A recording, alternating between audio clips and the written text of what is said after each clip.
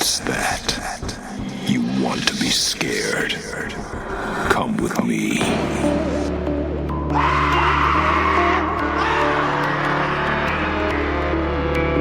You will experience tales of horror, ghosts, and death. It is not recommended for the weak at heart. Listen in the dark. It's more fun that way. This is Weekly Spooky. Hello, my friends, and welcome. And this week is very special because, it's very special here in the United States of America. It is Thanksgiving time. Thanksgiving, for those who may not know, is a holiday where you give thanks by eating a whole lot of food. Generally, it involves turkey. Thanksgiving is a special time of year. It's kind of like the warm-up for Christmas time. It's time to eat some turkey, eat some ham, eat some yams, eat some mashed potatoes, and give a little bit of thanks, spend some time with your loved ones. I like Thanksgiving a whole lot. A lot of people, don't love on it that much because it just kind of comes and goes right before Christmas. The Christmas music is already playing and Thanksgiving hasn't even happened yet. But me, I like to kick back and watch Planes, Trains, and Automobiles or the movie Dutch or Home for the Holidays and get in the spirit a little bit. And tonight, you're going to learn something about Weekly Spooky, which is I, the man who runs it, love holidays and I love seasonal content. So this, my friends, is going to be the first holiday-themed story since Halloween, obviously, which was our launch. This is a very special, original Weekly Spooky story written by Rachel Ridolfi, who is a producer, actress, artist. She literally can do just about anything, and that includes writing pretty damn scary and really twisted short stories. So, without much more ado, I think we're going to get to that. And as always, after the story, I'll hang out and talk a little bit and maybe tell you guys what I am really thankful for this year. But for now, we have a very peculiar family dinner already in progress. Thanksgiving Dinner by Rachel Ridolfi, a Weekly Spooky original. Monticello, Indiana. Just an hour and a half from the infamous Gary, and still less than 3 hours from Chicago. It was a small town with a population that barely scratched 5,000 men, women, and children. Most residents grew up together, worked together, went to school together. Hell, most of them even frequented the same 5 churches. That's why, when Sophia got the chance to move, she chose Monticello. Just close enough to home that she could visit her family if she chose to, but usually she chose not to. She loved her family, but they were a thorn in her side. Chicago wasn't quite her speed. There was just too much going on all the time, and she just couldn't cope with all of that. Not anymore. Aside from being constantly high-strung from all the work she had to do for the city, she also found herself increasingly depressed dealing with the less-than-responsible members of her precinct. With the recommendation of her chief, and with a little bit of finagling when a position opened up, Sophia got herself a cushy job in Monticello, Indiana.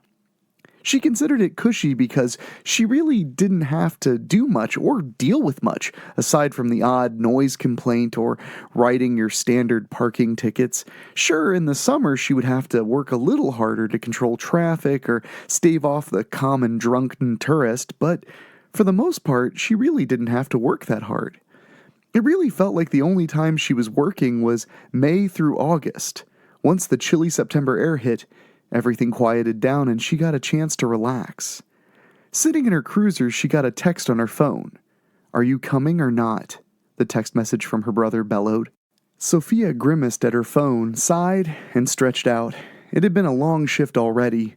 She really didn't feel like dealing with her family. She glanced at a picture on her dashboard before opening up her phone and responding.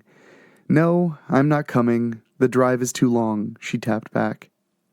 3 dots. Someone honked across the street, and she glanced up. One elderly driver was taking too long to make a left turn at a light. She decided to ignore it. The response finally chimed.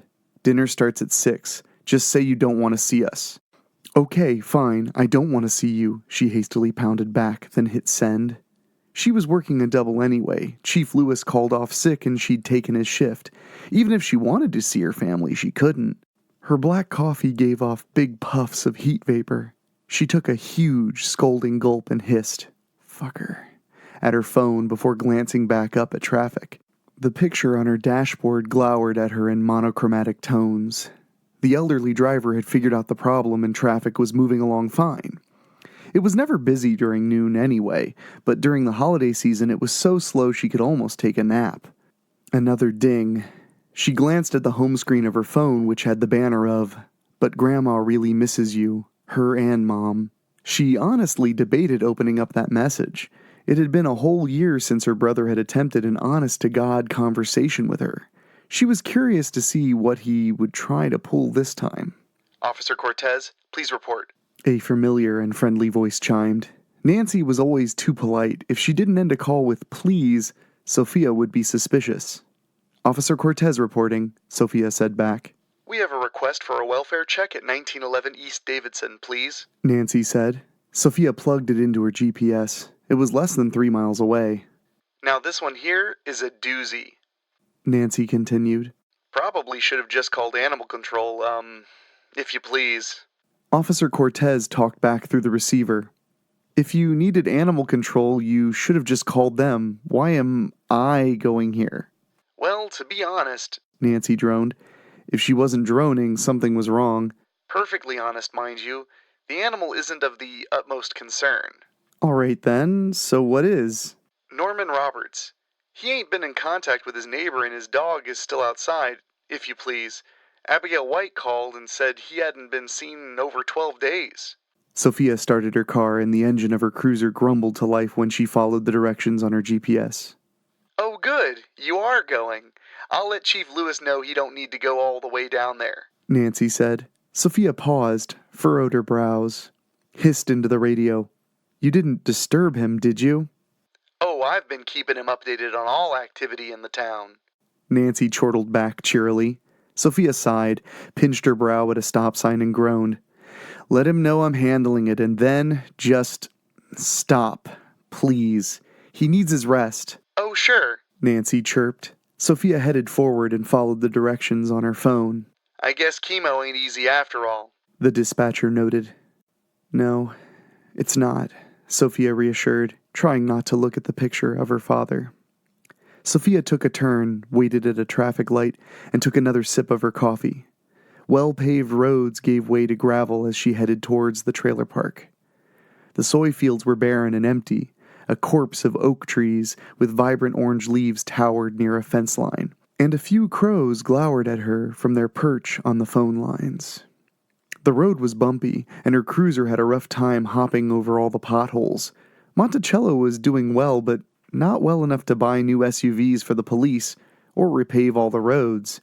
And even as well as the city was doing, it still had its rough areas, just like any city around the world.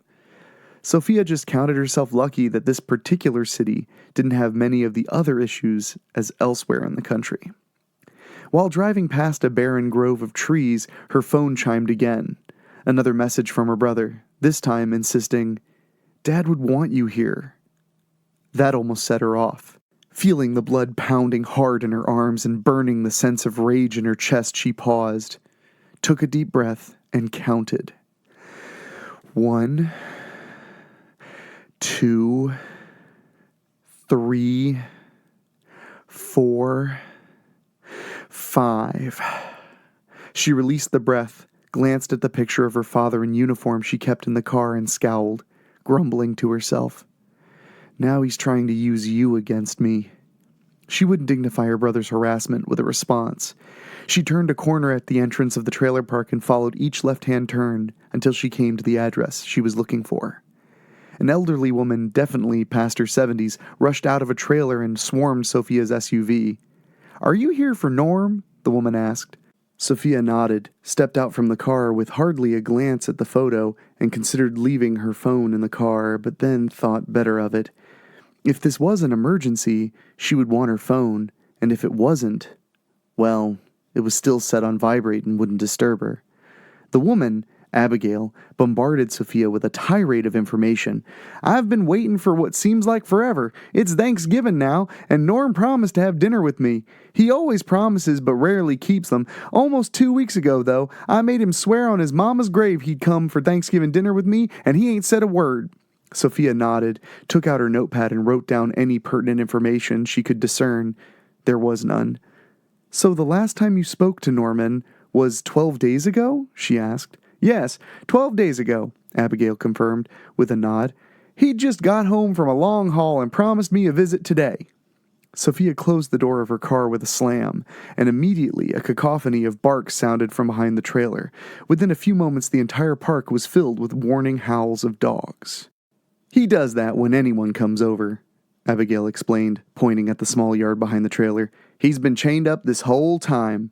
"For almost 2 weeks?" "Yeah, I just been giving him food and water," Abigail explained, looking rather sheepish. Sophia grimaced before the yelping died down, and only the baying of Norman's hound remained. "Have you tried contacting Norman directly?" she pried. Abigail nodded. "I banged on the door, both front and back, and he ain't said nothin'," she explained. "I called him last week, but it went straight to voicemail." Sophia nodded and glanced over at Norman's trailer. None of the other trailers were in the best of shape, but his was the most worn down. The paint had peeled off of practically every inch. All of the windows had been broken and replaced with plywood. The front door itself was held in place with a patchwork of duct tape and bungee cords. The trailer sat at nearly a 45-degree angle at the left corner because the foundation had settled unevenly. She noted a security camera duct taped just above the front door, and she assumed on instinct there was a twin on the other side of the house. She didn't mention this to Abigail. Officer Cortez took a step forward and asked, "So when was the last time you spoke to him directly?" Abigail's answer finally raised enough alarm that Sophia had to write down the answer. "Just about 3 weeks ago, right before he went on the road." Noting it and raising an eyebrow, Sophia took another step forward, and the dog in the backyard began to growl again. Another noise, like a dog growling but very muffled, caught her ear. Sophia nodded and asked, "Does he travel often?" "Every week," Abigail said, as Sophia took another few steps toward the front door. "He's a trucker." Both nodded. Abigail, finding a sense of urgency, yelled back at the dog, "Hush your face, Hank!" The dog out back whimpered, then shut up, while the near-silent grumbling indoors still continued. The wind picked up and changed direction, and Sophia's nose wrinkled when she caught an acrid, metallic scent. "Been stinking like that for almost a week," Abigail said, seeing her face. "Don't smell good, but it's not a gas leak." "No," Sophia agreed. "Definitely not a gas leak." She took a step up onto the porch, and the dog began barking again. The smell definitely wasn't gas, but it wasn't good. It was bittersweet and smelled of decomposition. It was the smell of death. And she knew it. She'd smelled it before, when her father passed. "And you've tried contacting him directly," Sophia pressed, trying to be heard above the hound, her hand hovering over the doorknob. Abigail nodded. "Every day at 3 p.m. when the mail comes." Sophia nodded. Opening the door, the smell was undeniable. Decomposing flesh was somewhere nearby. Over the howling barks of the dog, she could still hear that growling noise. The door creaked open. The dog whimpered and then fell silent. But the growling continued. "Norman Roberts?" she called into the trailer. No answer. "This is Officer Cortez with Monticello PD?" Still nothing but the faint growling and the hum of a TV. The living room housed an old TV, still running ads. A dilapidated recliner with a bowl of popcorn. Flies buzzed around the bowl, then dispersed as she walked forward. The room itself was sparse. There was furniture, a TV stand, and a TV, a recliner, even a bookshelf, but no books or decorations. No pictures, no posters, not even a loose receipt. Every step she took echoed around that blank room. The growling grew louder, but Sophia couldn't place where it was coming from. First, she searched the room to her right, a bedroom. She walked slightly uphill against the setting foundation, boards creaking underfoot. The bed wasn't a real bed. It lacked a frame and was really only a mattress on the floor. A line, a nylon cord like the kind used to contain a dog, was bolted to the floor near the mattress and extended to the doorframe of the room. No pictures or anything to make the room homey, just the mattress and the cord. The windows were enclosed with boards, nailed from the inside. Hank, the dog, began to whimper when he heard the floorboards creak. Sophia called back to the station. "Nancy, I need you to stay on the line with me." Her eyes followed the cord from the far end of the room to the door she was standing at, and she could still hear Hank's whimpering, now an excited yelping, as well as the constant grumbling. In that bare bedroom, there was a closet to her left and a dresser to her right. She considered searching either of them, but since this was only a welfare check, she decided against it. She doubled back and paced through the living room, the ad on TV proclaiming it could cure any subscriber of all credit card debts, while the growling grew louder. Little hairs on Sophia's neck prickled, and she could feel her heart begin to speed up. Something wasn't right. When she came to the doorway for the next room, Hank's yelping silenced, and so did the growling. For a brief moment, the only things she could hear were the pounding of her own heart and the TV switching over to sports commentary. The kitchen had no natural light. Every single window in the trailer was covered, and there were no other lights aside from the TV. In the darkest corner to her left, something shuffled. "Hello?" No answer. "Norman Roberts, this is Officer Cortez. I've been called for a welfare check?" Still nothing. She took a step forward and counted her heartbeats to the count of 5. 1, 2, 3. A shadow pounced forward from the corner and reached toward her, hissing. Sophia took one step back and pulled her gun from its holster, shouting, "This is Officer Cortez with Monticello PD!" The cord around the goblin's neck caught it and stopped in midair, crashing it to the ground. Hank began whimpering again, and when the goblin hissed at Sophia, the dog howled. "Nancy, I need backup now," Sophia said into her radio, taking a few steps back. The gaunt figure paced on all fours, tugging against its leash. It stopped hissing and then growled like a dog, ready to strike when it got the chance. The goblin barked at her thrice, then sat on its haunches, head tucked between its shoulders, and glowered at her. It attempted to pull against the collar around its neck to no avail, so it stumbled back on all fours to its corner and grabbed an object and began chewing on it. Then the smell hit her. Decomposing flesh and death and the tangy scent of some kind of infection. The goblin screamed at her, then went back to gnawing its bone. An arm. An entire human arm.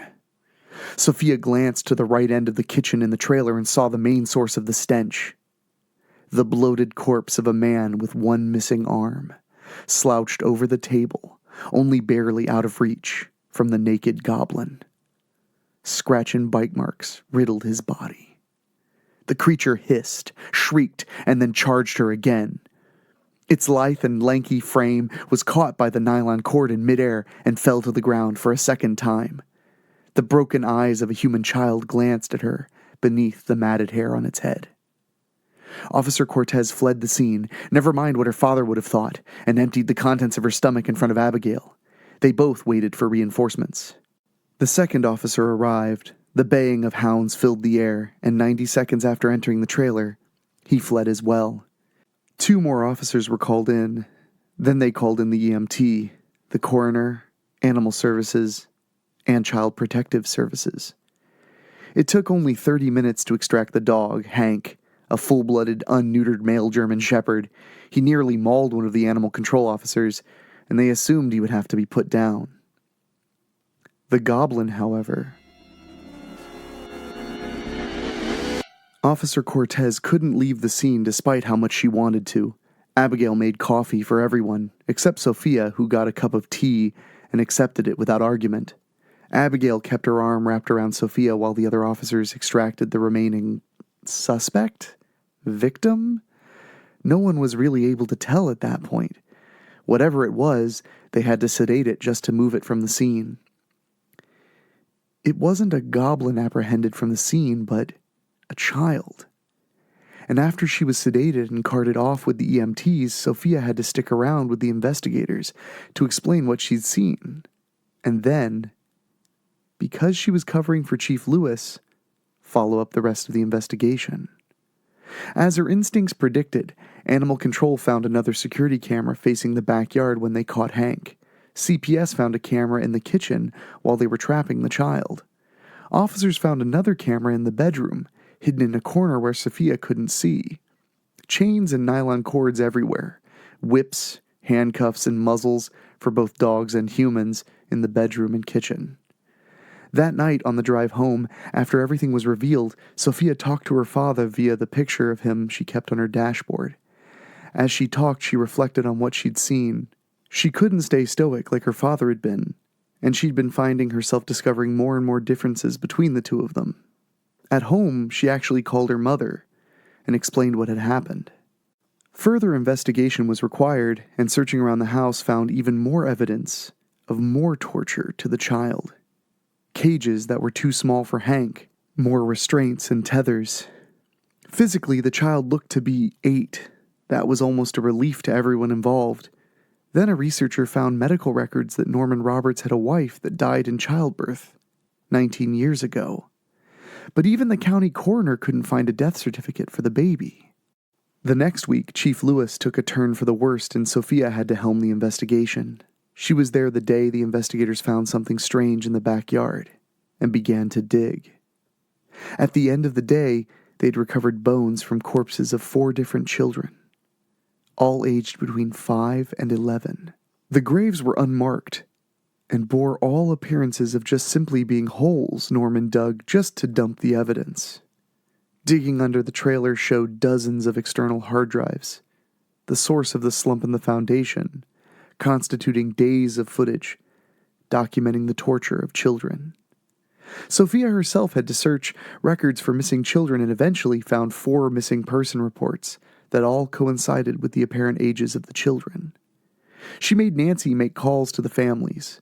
That night, she called her brother, and talking about everything she was seeing, they'd managed to go 30 minutes without an argument. Searching the bedroom eventually turned up a laptop with over a decade worth of footage. Most of it had been scrubbed, but there were highlight reels from over the years, and at least 6 months of security footage.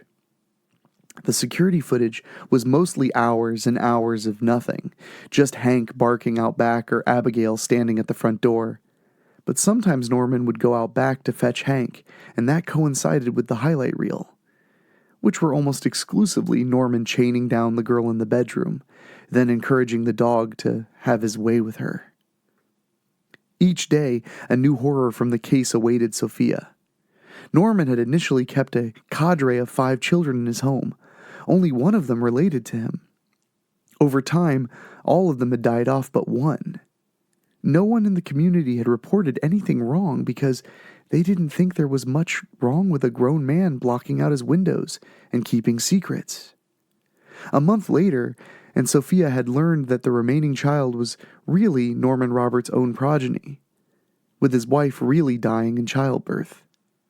Shortly after the death of his wife, he had adopted 4 other children and then, Highlander style, chained them up in the house and systematically starved them to see who would survive the longest.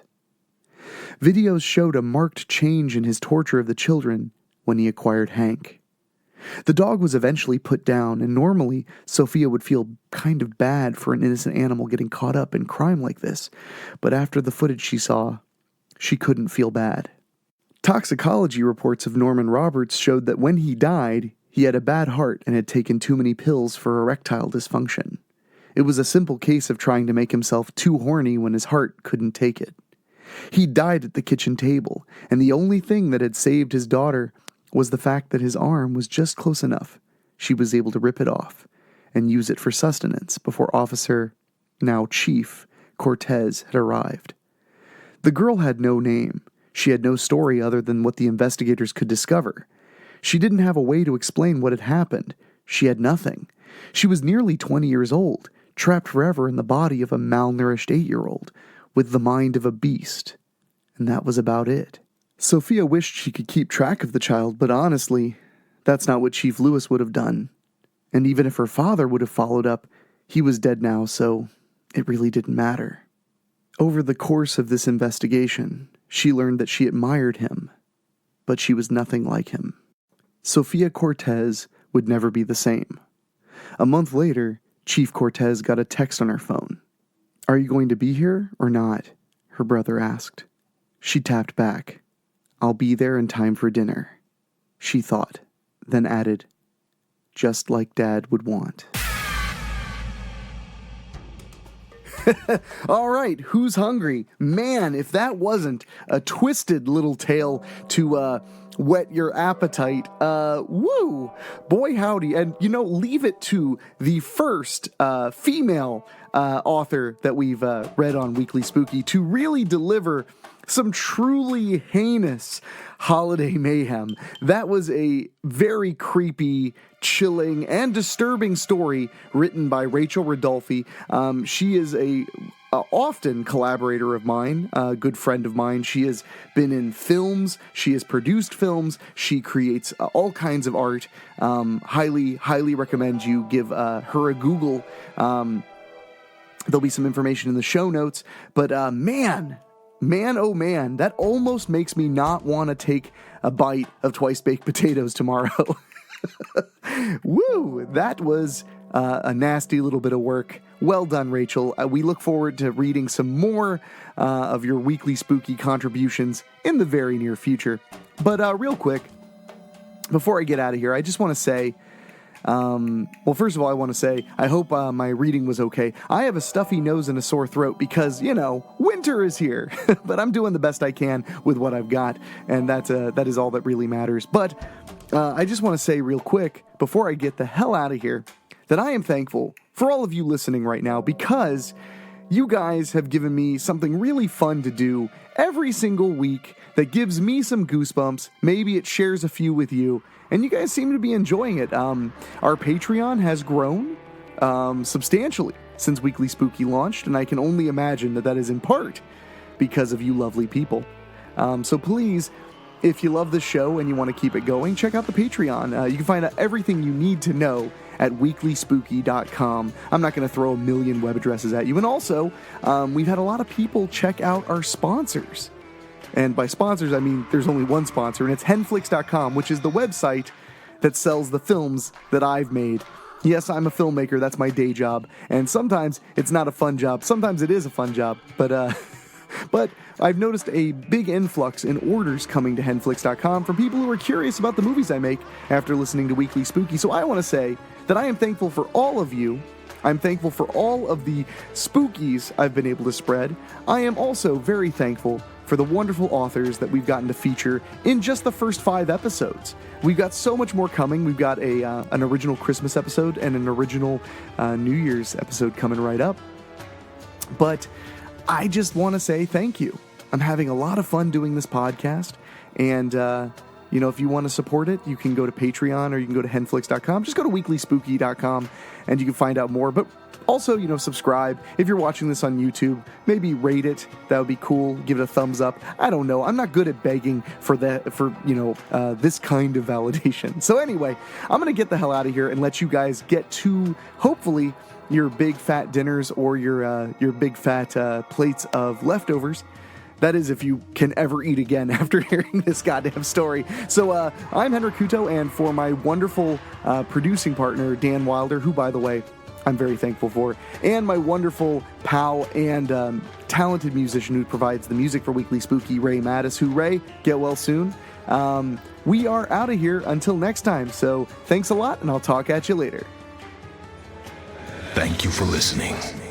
Make sure to find your way back next week. But for now, you're safe. trust me.